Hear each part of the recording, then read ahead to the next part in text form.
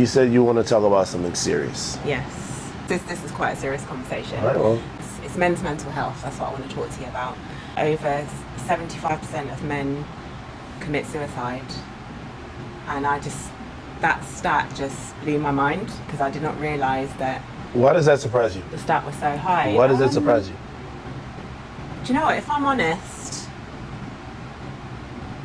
I guess one, because I wasn't aware of it. Two, because I feel like men always, put on this kind of masculine, kind of macho front. But men just don't really show their feelings like that. No, they don't. And I guess when I look at things like upbringing, and especially in our culture, you're not raised to show those kind of feelings. You're raised to be a masculine man. You always hear men being talked about as kings in our culture, and you have to be strong and don't cry, don't cry to your woman, don't simp, all these kind of things. So yeah, it really shocked me to know that number was so high. Like, even I think 50% would have shocked me, but to know that it's 75% of suicide stuff, it's a lot. It's something that I feel, from what I know now, speaking to a lot of men, it's something that is only being talked about mainly amongst men. From what I can see, there are women talking about it, but not a lot of women, let's say. So, and I think that's probably because a lot of women don't know about it, or some men would say that a lot of women don't care about it. If I know that I'm a woman that cares about that stat and cares about most women don't care about that.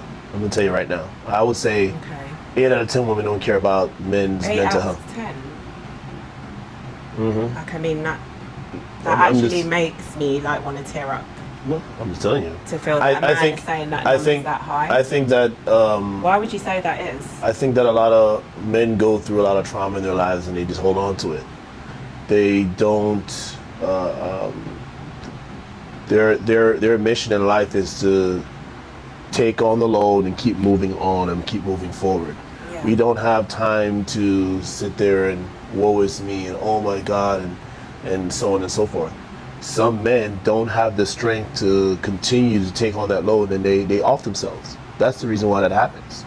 They don't have the family support. They don't have any support. A woman could go ahead now, oh my God, I'm having a bad day. She has her girlfriends to talk to. She has her mom to talk to. She has her grandmother to talk to. It's a whole family network of people to talk to when she's having a bad day. A man having a bad day, can he talk to his woman about it? Probably not. 50% of the time. Why would you say that? Because it's seen as vulnerability, and some women don't like that. Okay. So you got that, and let's not even go into the fact that if the father is in the home, for that man, if he grew up with a father, if he comes from a single mother background, then it's going to be even more difficult for him. Mm-hmm. He doesn't have that. Because he doesn't have his father to go to. Right, to go to. Hey. Do you think in our culture you feel like a man would feel like he could go to his father and talk Absolutely. To him? But that's what he should go to. Okay. That's what he should go to if he's having a problem. A man problem. He should go to his father, who is a man. Okay. He shouldn't go to his mother. He should go to his father. Yeah. Hey, Dad, I'm having a problem in the world out here as a man. Yeah. How do you deal with it as a man? So you need that man advice. Right. He can't go to his mom for that. Yeah. He needs to go to his father for that. Or an uncle or a grandfather or someone. Yeah. And a lot of men don't have that. So that's what makes things difficult. When I was going through troubling times, my father was there. Yeah. And even though he didn't know how to handle the situation I was going through, he was there to say, hey, I don't know how to I've never been there. I don't know what to tell you. I'm just here for you. And that's all that really matters. So that in itself, him just saying, right, I'm here for you, was enough to kind of keep you going, right, that you could go to him. Right. So that's what men need. They need more men to go ahead and be able to be there for them. Okay. Okay, so where we talked about, maybe going to a father or an uncle or one of those figures, if they are not around, if there is no father in the picture, if there is no uncle because you don't know the father and, maybe there's not an uncle on the mum's side, I'm going to ask you, do you feel like in your friends group there are guys that you could go to, or do you feel that You know, guys could come to you. that's ironic. And has you that say ever that. happened? I'm one of the older guys in the group, in our car group. I get it all the time.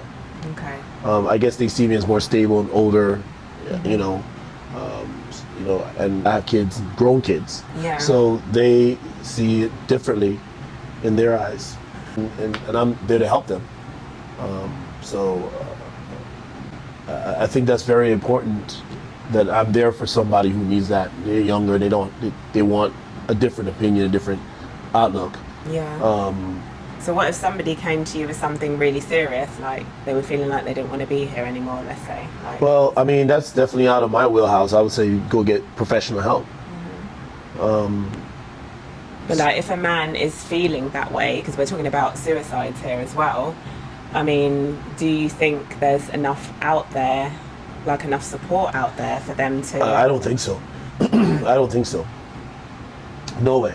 I don't think there's enough help for men out there to go to another man, especially a black man, I think, Okay. a minority, for that. But why would you say that specifically for culture? Because it's not spoken about. Okay. You know, I think just in the world's eyes, the black man is invincible. We just don't feel pain. We don't feel stress. We don't feel anything. And where do you think that's come from? Like, if you really to dig deep, don't answer that like right now. Like, where Just has society that in come general. from? Just society in general. So you think growing up, that's how you have always seen how a black man should be, or been told, or from what you've learned? Just, you know, we've never been seen as weak. Okay. We've all been seen as strong. But when we have problems, how do you deal with the problems? Yeah. That's Who where. do you go to? And who do you go to? And then you when know. we have scenarios where there's not a lot of fathers in the home Right, now, that's a scenario. and this is a lot, this is a problem that's in our culture, but you know, who are these boys going to go to Right. if the uncles are not around? They've only got their mums. Right. And you know, I always say this, you know, a child needs a mother and a father. Like, mum can't be dad, dad can't be mum. So, you know, then what happens? Absolutely. You know, even in our home, I have 2 daughters and my wife has 2 boys. We came together. I can't be a mother to those girls. I can't do it. Yeah. She can't be a father to the boys. So we would always get into this thing where you know, she caters to the girls a different way than I cater to the boys, because I step in and help the boys when I know they need it. Yeah. I tell them, hey, look, I want you to exhaust every option because you're a man. Yeah. You're gonna have to go out there and figure these things out on your own.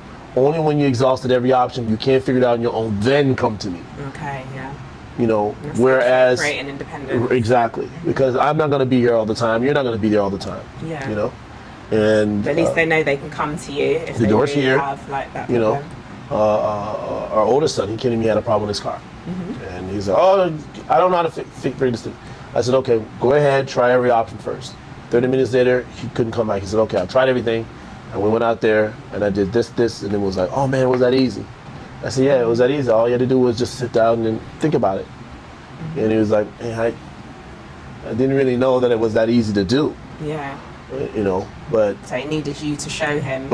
but he was used to being with his mom, where his mom would come out and do it for him all the time. Oh, no, I just do it.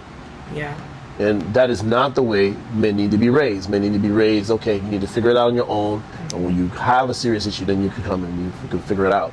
But they were so programmed to, mom's here, Yeah. mom, can you do, okay, you just do this, and they just do it for you. No, that's not how it works. So there is a significant difference in, you know, how a mum's going to deal with her son. and Exactly, and how that it took a while for my wife to get used to that, because she Yeah. didn't understand, you know. And then now, when the boys are on it, that my oldest son now is on his own. Now he realized, oh, yeah, I understand now. He's on his own. There's no mom, dad here. He has to figure it out on his own, you know. So what do you think then, when a guy grows up, he hasn't had that father support, he has been with his mum a lot, he's probably doing a lot of things with emotion now, and, you know, kind of have more of a neediness, and I don't know, like, what then happens when he comes across these man problems that we talk about? Well, he's not going to deal with it properly. You know, it's already hard enough if you have a male role model, but if you don't, he's not going to deal with it properly. So do you think that's where these numbers are coming Yeah, from? absolutely. You know, I think, and my mom was even guilty of this. You know, she was a single mom after she was divorced. So it's just myself and my brother, Okay. and I became the man of that household. Can I just ask, did she initiate the divorce? Yes,